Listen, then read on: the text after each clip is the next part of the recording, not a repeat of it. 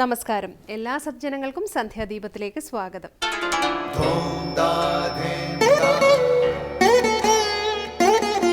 ശുഭം ഭവതു കല്യാണമായുസാരോഗ്യവർദ്ധനം സർവദുഃഖ വിനാശായ സന്ധ്യാദീപം നമോസ്തുതേ.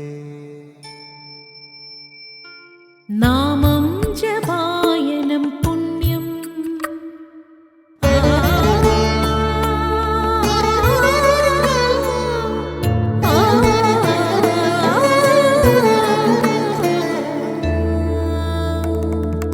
നാമം ജപായനം പുണ്യം നിരുപമദീപാങ്കുരം പോലെ സ്വരശ്രുതിലയവരമതുലം ദേവാങ്കണം മോക്ഷ സംഗീതസാരം നീളും വഴിത്താരയിൽ ജീവതാരം മന്ത്രാലാപം മായാവിൻ നിൻ പ്രസാദം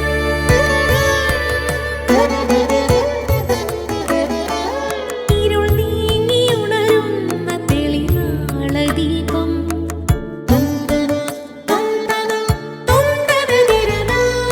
ഇരുൾ നീങ്ങിയുണരുന്ന തെളിനാളദീപം പ്രണവാമൃതം ചൊരിയുന്ന ദീപം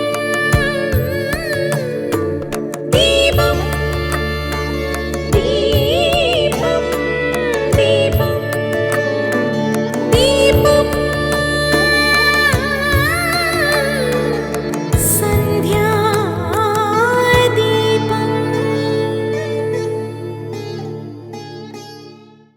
ശബരിമല തീർത്ഥാടനത്തിൽ ഏറ്റവും പ്രധാനവും ശ്രേഷ്ഠവുമായ വഴിപാടാണ് നെയ്യഭിഷേകം. നെയ്യ് നിറച്ച നാളികേരമില്ലാതെ 18 പടി കയറി ശബരീശ ദർശനം നടത്തുന്ന തീർത്ഥാടനം അപൂർണമാണെന്നാണ് സങ്കല്പം. വാക്കുകൊണ്ടോ മനസ്സുകൊണ്ടോ പ്രവൃത്തി കൊണ്ടോ ചെയ്തുപോയ പിഴകൾക്ക് പരിഹാരവും ഭക്തരുടെ ദുരിതശാന്തിക്കുമാണ് നെയ്യഭിഷേകം നടത്തുന്നത്. ഇതിനു പുറമെ ആത്മതത്വവും നെയ്യഭിഷേകത്തിനുണ്ട്. കലിയുഗ വരദനായ ഭഗവാനെ ദർശിച്ച ശേഷം തേങ്ങയ്ക്കുള്ളിൽ നിറച്ച നെയ്യ് ഭഗവാന് അഭിഷേകം ചെയ്യാനായി നൽകുന്നു. അഭിഷേകമാടിയ നെയ്യ് സ്വീകരിക്കുകയും തേങ്ങാമുറികൾ 18-ാം പടിക്ക് താഴെയുള്ള ആഴിയിൽ സമർപ്പിക്കുകയും വേണമെന്നുള്ളതാണ് തീർത്ഥാടന ആചാരം. തേങ്ങ വീട്ടിലേക്ക് കൊണ്ടുവരാൻ പാടില്ല. ശരീരത്തെയും ആത്മാവിനെയും പ്രതിനിധീകരിക്കുന്നതാണ് തേങ്ങയും അതിൽ നിറച്ച നെയ്യും. ശരീരമാകുന്ന തേങ്ങയുടച്ച് ആത്മാവാകുന്ന നെയ്യ് ഭഗവാന് അഭിഷേകം ചെയ്യുന്നു. ആത്മാവിൻ്റെ പുണ്യം തത്വമസി പൊരുളായ അയ്യപ്പനിൽ വിലയം പ്രാപിക്കുന്നു എന്നാണ് സങ്കല്പം. പുണ്യപാപങ്ങൾക്ക് കാരണമായ ശരീരത്തെ അഗ്നിയിൽ ലയിപ്പിക്കുന്നതിനാണ് തേങ്ങാമുറികൾ ആഴിയിൽ സമർപ്പിക്കുന്നത്. നെയ്യഭിഷേകത്തിന് എന്തുകൊണ്ട് നാളികേരം സ്വീകരിച്ചു എന്നതിനെക്കുറിച്ച് നാളെ പറയാം. തുടർന്ന് അമൃതമൊഴികളാകുന്ന ഗുരുവചനം കേൾക്കാം. നിന്നുള്ളിൽ സത്തുണ്ടെങ്കിൽ ചുറ്റുപാടുകൾ എത്ര എതിരാകുന്നുവോ അത്രയ്ക്കും ആ ശക്തി വികസിക്കുമെന്നുള്ളത് ഒരു നിത്യസത്യമാണ്. സ്വാമി വിവേകാനന്ദൻ. അടുത്തതായി ശ്രീ ശങ്കരാചാര്യ രചിച്ച ശിവാനന്ദലഹരിയിലെ ശ്ലോകം ശ്രീ കാവാലം ശ്രീകുമാർ ചൊല്ലുന്നത് കേൾക്കാം.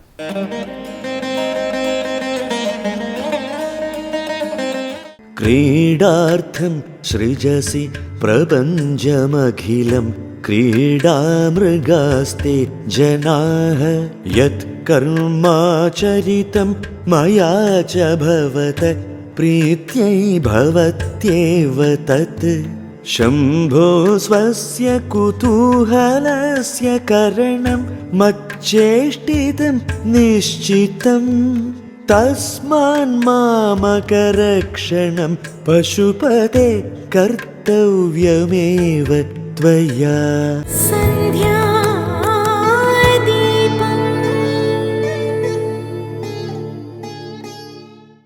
ഭഗവാന്റെ പാദപത്മത്തെ നിരന്തരം ഭജിക്കുന്ന പരാഭക്തനെ കണ്ടാലുടനെ മുക്തിയാകുന്ന വടു ചേർത്ത് പിടിച്ച് ആശ്ലേഷിച്ച് മോക്ഷപ്രാപ്തനാക്കുന്നു. പരാഭക്തന് എല്ലാം പ്രാപ്തമാകുന്നു. ലൗകികരും വൈദികരും എന്തന്വേഷിച്ച് പോകുന്നുവോ അതെല്ലാം പരാഭക്തനെ തേടി ഇങ്ങോട്ട് വരുന്നു. ഈ ഭാഗം വിവരിക്കുന്ന ശിവാനന്ദലഹരിയിലെ 65-ാം ശ്ലോകം സ്വാമി ചിദാനന്ദപുരി വിവരിക്കുന്നത് തുടർന്ന് കേൾക്കാം.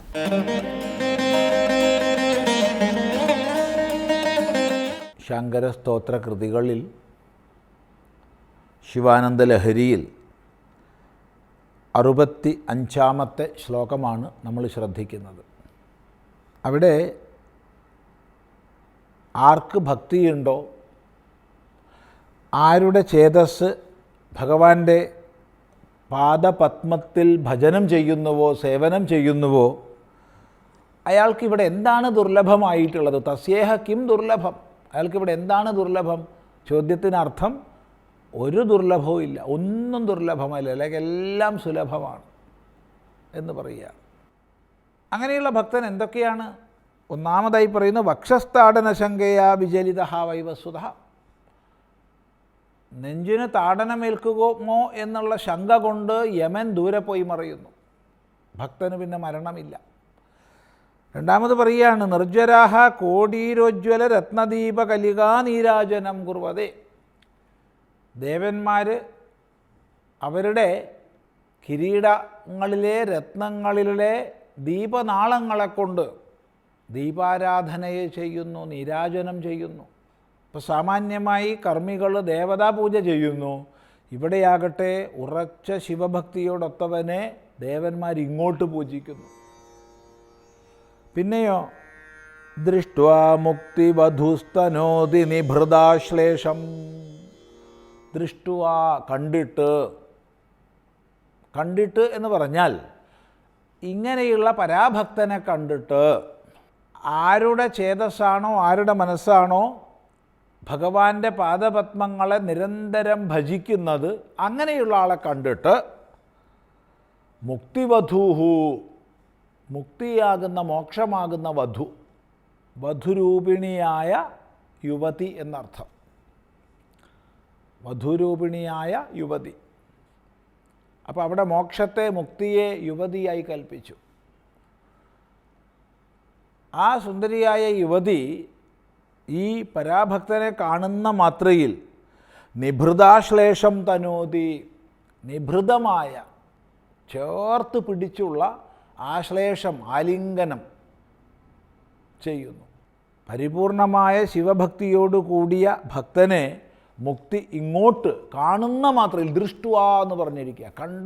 കണ്ടാൽ ഉടനെ മുക്തി ഇങ്ങോട്ട് വന്ന് ആശ്ലേഷിക്കുന്നു, അയാൾക്ക് മുക്തിപദത്തെ പ്രദാനം ചെയ്യുന്നു എന്നർത്ഥം. ഹേ ഭവാനീപദേ, അല്ലയോ ഭവാനിയുടെ പതിയായവനെ. ഭവാനി പാർവതീദേവി, ഭവാനിയുടെ പതി പരമശിവൻ. ഹേ പരമേശ്വര, പാർവതിയുടെ പതിയായിരിക്കുന്ന അല്ലയോ പരമേശ്വര. യച്ഛേതഃ, യാതൊരു ചേതസ്, യാതൊരു മനസ്സ് തവ പാദപത്മഭജനം കരോതി, നിൻ്റെ പാദപത്മഭജനത്തെ ചെയ്യുന്നുവോ. അവിടെ അർത്ഥം വ്യക്തമാവാൻ നമ്മൾ കരോതി എന്ന് കൂട്ടിച്ചേർത്തതാണ്, അത് ശ്ലോകത്തിലില്ല. അപ്പം നിൻ്റെ പാദപത്മഭജനത്തെ ചെയ്യുന്നത് ഏതൊരു മനസ്സാണോ, ഏതൊരു ചേതസ്സാണോ, തസ്യ ഇഹ കിം ദുർലഭം, അയാൾക്കിവിടെ ഒന്നും ദുർലഭമല്ല. അയാളിൽ നിന്ന് മരണം പോയൊളിക്കുന്നു, അയാളെ ദേവന്മാരിങ്ങോട്ട് നീരാജനം ചെയ്യുന്നു എന്നല്ല, സാക്ഷാൽ മുക്തിവധു അയാളെ ആലിംഗനം ചെയ്യുന്നു എന്ന് പറഞ്ഞ അർത്ഥം അയാൾ മുക്തിപ്രാപ്തനാകുന്നു, മുക്തനായിത്തീരുന്നു. അല്ലയോ ഭവാനീപദേ, യാതൊരാളുടെ ചേതസ് പാദപത്മഭജനത്തെ ചെയ്യുന്നുവോ എന്നാണ്. പരാഭക്തൻ്റെ മഹിമയാണത്. സാമാന്യമായി ലൗകികരും വൈദികരുമെല്ലാം എന്തെന്ത് അന്വേഷിച്ചു പോകുന്നുവോ അതെല്ലാം ഇങ്ങോട്ട് വന്നു ചേരുകയാണ് പരാഭക്തന്.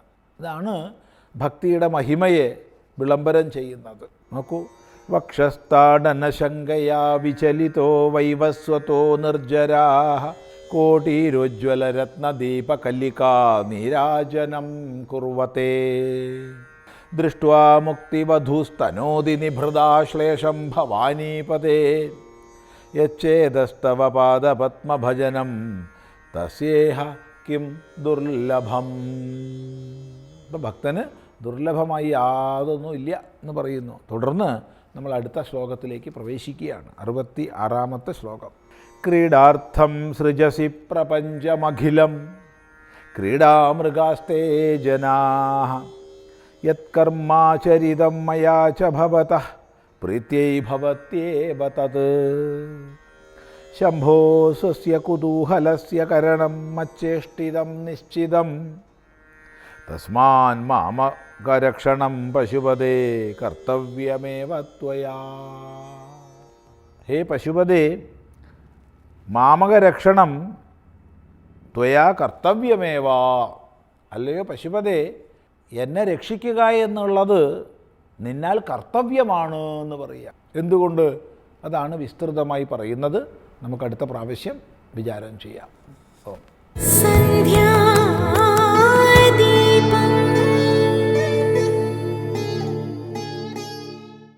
ഇനി ദീപാരാധനയാണ്. അതിന് ക്ഷേത്രസന്നിധിയിലെത്തി അവിടുത്തെ പ്രതിഷ്ഠാവിശേഷങ്ങളും പൂജകളും അറിഞ്ഞ് ആരതി തൊഴുതു മടങ്ങാം. എല്ലാവർക്കും നമസ്കാരം.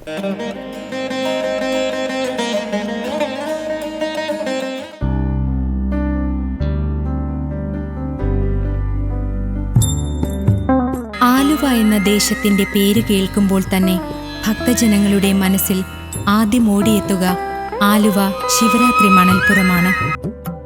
ഭക്തമനസ്സുകൾക്ക് അത്രമേൽ ഗൃഹാതുരവും ആത്മീയവുമായ മണ്ണാണ് ശിവരാത്രി മണൽപ്പുറവും ആലുവ പുഴയും ആലുവ ശ്രീ മഹാദേവ ക്ഷേത്രവുമൊക്കെ.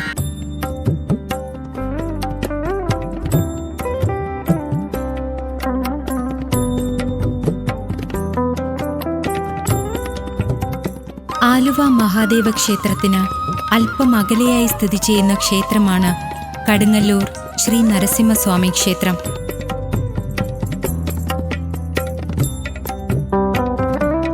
ഈ ക്ഷേത്രം ആലുവ മഹാദേവ ക്ഷേത്രത്തിന്റെ ചരിത്രവുമായി ബന്ധപ്പെട്ട് കിടക്കുന്നുവെന്നത് തന്നെയാണ് കടുങ്ങല്ലൂർ ശ്രീ നരസിംഹസ്വാമി ക്ഷേത്രത്തിന്റെ മാഹാത്മ്യം.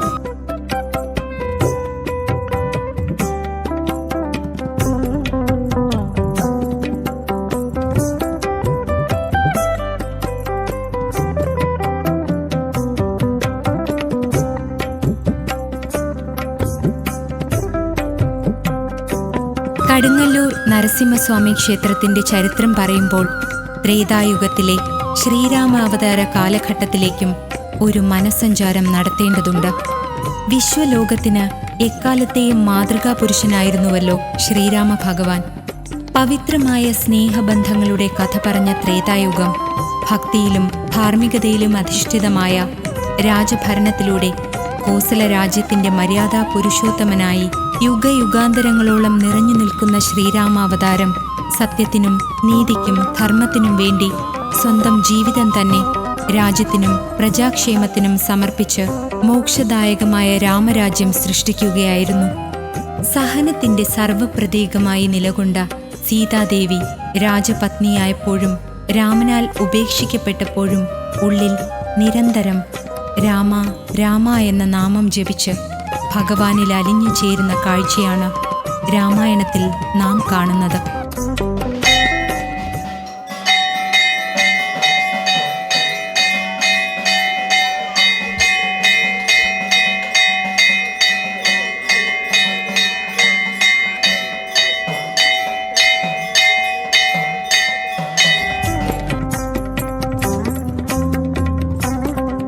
വിശേഷ ദിവസങ്ങളിൽ ഭക്തജനങ്ങൾ ആലുവ മഹാദേവ ക്ഷേത്ര ദർശനം നടത്തുന്നു. തുടർന്ന് കടുങ്ങല്ലൂർ നരസിംഹസ്വാമിയെയും തിരുവാലൂർ മഹാദേവനെയും വണങ്ങി വീണ്ടും ആലുവ ക്ഷേത്രം തൊഴുതു നേടുന്നത് മോക്ഷദായകമായ പിതൃപുണ്യം തന്നെയാണ്.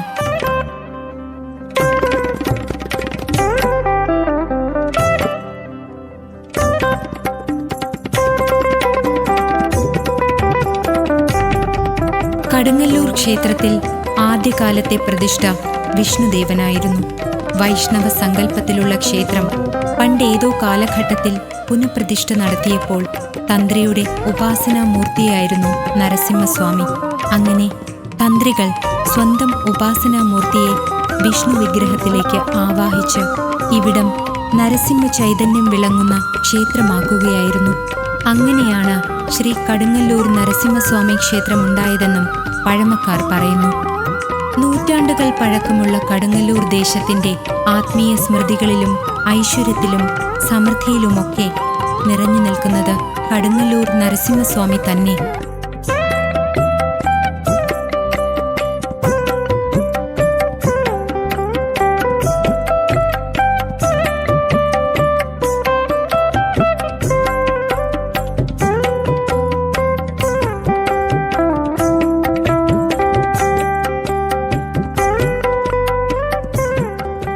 ത്രേതായുഗത്തിൽ നിന്നും കലിയുഗത്തിലേക്ക് എത്തി നിൽക്കുമ്പോൾ ആയിരക്കണക്കിന് വർഷങ്ങളുടെ ചരിത്രവും ഭൂമിശാസ്ത്രവും സംസ്കാരങ്ങളുമൊക്കെ കടുങ്ങല്ലൂർ ക്ഷേത്രഭൂമിയിലൂടെ കടന്നു പോയിട്ടുണ്ട്. ഇന്നീ കാണുന്ന ക്ഷേത്രം എത്രയെത്ര രൂപമാറ്റങ്ങളിലൂടെ കടന്നു പോയിട്ടുണ്ടാവാം.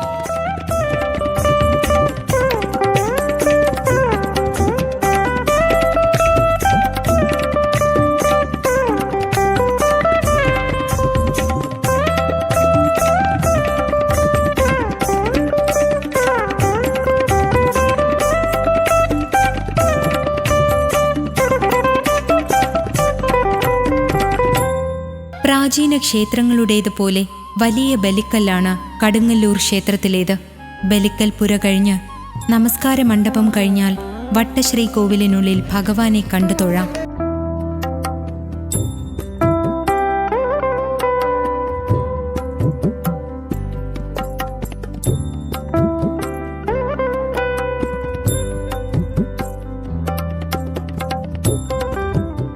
ക്ഷേത്രത്തിന്റെ മറ്റൊരു പ്രത്യേകത ശ്രീകോവിലിനു ചുറ്റും മറ്റ് പ്രതിഷ്ഠകളോ ഉപദേവങ്ങളോ ഒന്നും തന്നെ ഇല്ല എന്നുള്ളതാണ്.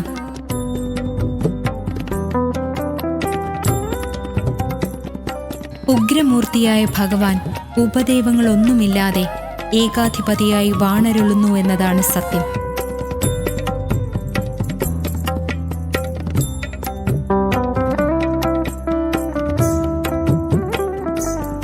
ഭഗവാന് മുന്നിൽ സമർപ്പിക്കുന്ന എല്ലാ പ്രാർത്ഥനകൾക്കും ഉടനടി പരിഹാരമുണ്ടാകുന്നുവെന്നത് ദൂരദേശങ്ങളിൽ നിന്ന് പോലും ഭക്തജനങ്ങൾ കടുങ്ങല്ലൂർ നരസിംഹസ്വാമി ദർശനം തേടിയെത്താൻ കാരണമാകുന്നു.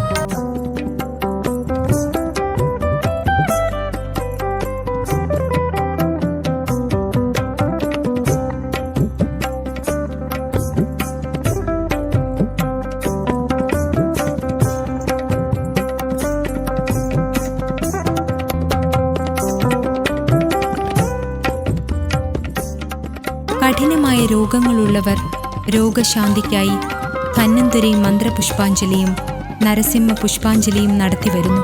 ഭഗവാന്റെ കൃപയാൽ മഹാരോഗങ്ങളിൽ നിന്ന് മുക്തി നേടിയവർ തങ്ങളുടെ ശരീരവും മനസ്സും ജീവിതവും ഭഗവാന് മുന്നിൽ സമർപ്പിച്ച് ആത്മസാക്ഷാത്കാരം നേടുന്നു.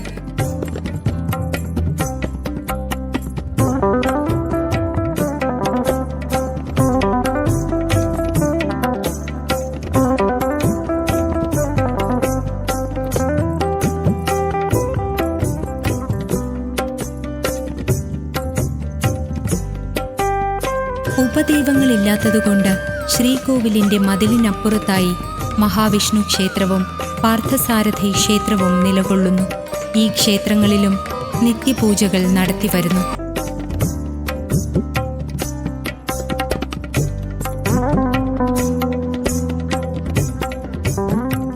രാജഭരണ കാലഘട്ടത്തിലെ ചില കഥകളും ഇന്നു കാണുന്ന ക്ഷേത്രത്തിന് പറയുവാനുണ്ട്.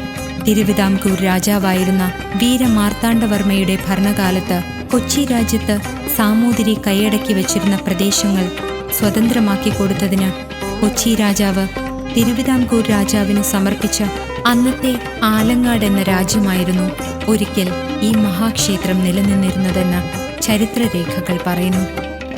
ടിപ്പു സുൽത്താന്റെ പടയോട്ട കാലത്ത് ക്ഷേത്രം തകർക്കപ്പെട്ടു. ആ കാലത്ത് ഐക്കരനാട് എന്ന സ്ഥലത്ത് സ്ഥിതി ചെയ്തിരുന്ന ക്ഷേത്രം അന്നത്തെ ഉടമസ്ഥർക്ക് നോക്കുവാൻ കഴിയാതെ വന്നപ്പോൾ കൊച്ചി രാജ്യത്തിൽപ്പെട്ട 4 നമ്പൂതിരി കുടുംബങ്ങളെ ക്ഷേത്ര നിക്ഷേപാധികാരം ഏൽപ്പിച്ചതിനെ തുടർന്നാണ് ഇന്നു കാണുന്ന ക്ഷേത്ര നിർമ്മിതി ഉണ്ടാകുന്നത്. ഈ 4 കുടുംബങ്ങളാണ് ഊരാൺമാവകാശികളായത്. മാവൽശ്ശേരിമന, മുല്ലപ്പള്ളിമന, ഏലപ്പള്ളിമന, മാവേലിമന എന്നീ കുടുംബങ്ങളാണ് ഊരാൺമാവകാശികൾ.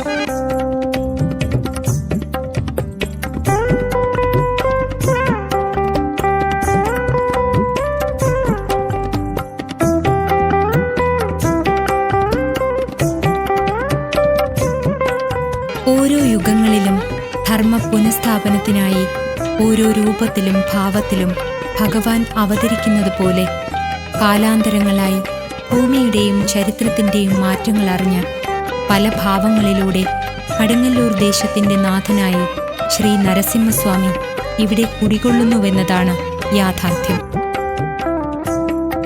മേടമാസ പുലരിയിൽ സൂര്യൻ ഭൂമിയിലേക്ക് പൊൻവെട്ടം ചൊരിയുമ്പോൾ കടുങ്ങല്ലൂർ ക്ഷേത്രത്തിന് ഉത്സവകാലമായി. കൊടിയേറ്റം കഴിഞ്ഞ് വിഷുക്കണി കണ്ട് ആറാട്ടോടുകൂടി ഉത്സവം അവസാനിക്കുന്ന ചടങ്ങാണ് ഇവിടെ അനുഷ്ഠിച്ചു വരുന്നത്. ഐശ്വര്യത്തിന്റെയും സമൃദ്ധിയുടെയും വിഷുക്കാലത്ത് തിടമ്പിലേറി ഉത്സവം കൊണ്ടാടുന്ന ഭഗവത് ചൈതന്യം കടുങ്ങല്ലൂരിന്റെ ജന്മപുണ്യമാകുന്നു.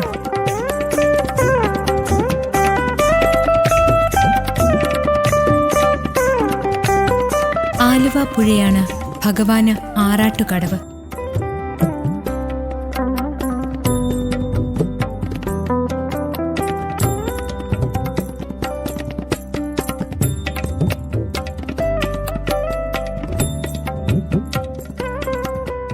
എല്ലാ വർഷവും മകരവിളക്കിന് ക്ഷേത്രത്തിൽ വിളക്കുത്സവം കൊണ്ടാടുന്നു.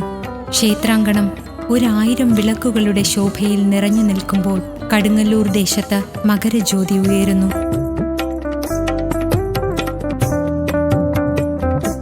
സന്ധ്യകളിലേക്ക് പൊൻവിളക്കുകൾ തെളിയുന്നു.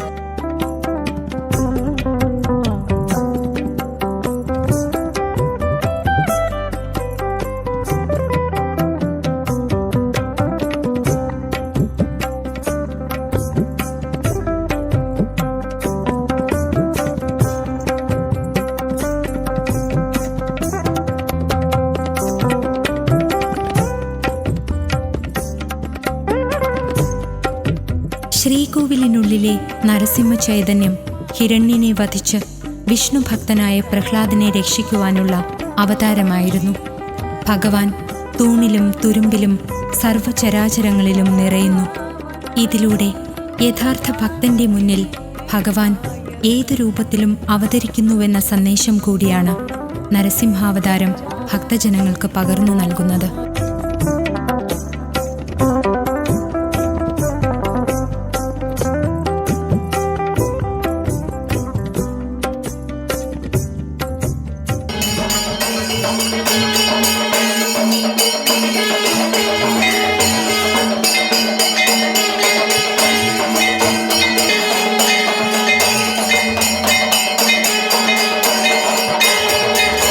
ശ്രീകോവിലിനുള്ളിലെ ഭഗവാൻ തൊഴുകൈകളുമായി നിൽക്കുന്ന ഭക്തജനങ്ങളുടെ പഞ്ചേന്ദ്രിയങ്ങളിൽ സർവഭാവങ്ങളിലും നിറയുമ്പോൾ ക്ഷേത്രത്തിനു പുറത്ത് പഞ്ചവാദ്യം ഭഗവാന് അർച്ചനയായി.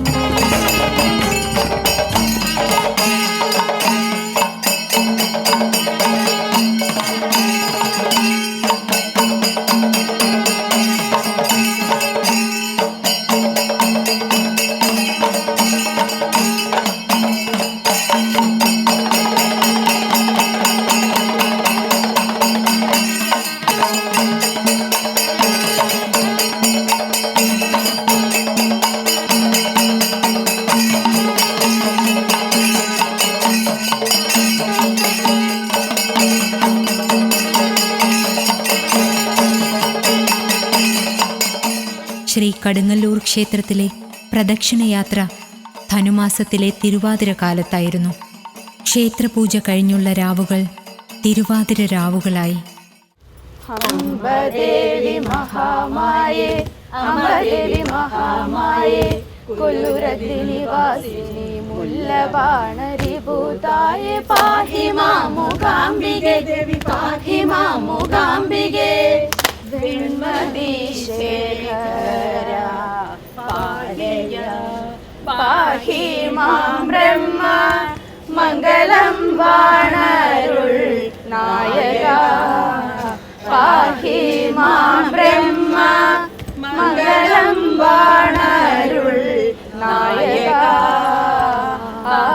കലിയുഗത്തിലെ മറ്റൊരു അവതാര രൂപത്തിനായി ഭഗവാൻ ധനുമാസത്തിലെ തിരുവാതിര നിലാവ് പോലെ പുഞ്ചിരി തൂവുകയായി.